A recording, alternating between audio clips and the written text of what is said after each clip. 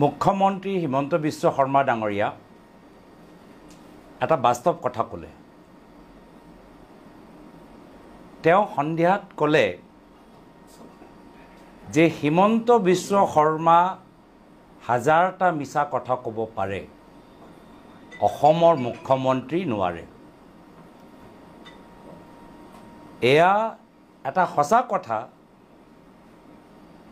যে মুখ্যমন্ত্ৰীয়ে ক'লে, আৰু তেওঁক মই ধন্যবাদ জ্ঞাপন কৰিবলৈ বিচাৰিছোঁ, কৃতজ্ঞতা জ্ঞাপন কৰিবলৈ বিচাৰিছোঁ।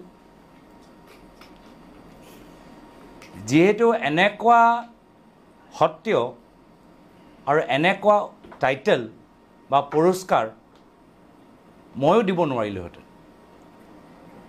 যিদৰে তেওঁ নিজকে পুৰস্কাৰ দিলে যে মই হাজাৰটা মিছা কথা ক'ব পাৰোঁ,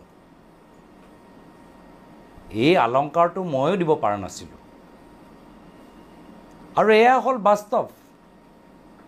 হয়, তেওঁ কোৱাৰ দৰে অসমৰ মুখ্যমন্ত্ৰী হ'লে বা অসমৰ মুখ্যমন্ত্ৰীৰ চকীৰ পৰা কিবা গুৰুত্বপূৰ্ণ কথা ক'লে এটা মৰ্যাদা থাকে, এটা গাম্ভীৰ্যপূৰ্ণ কথাবোৰ কোৱাটো উচিত।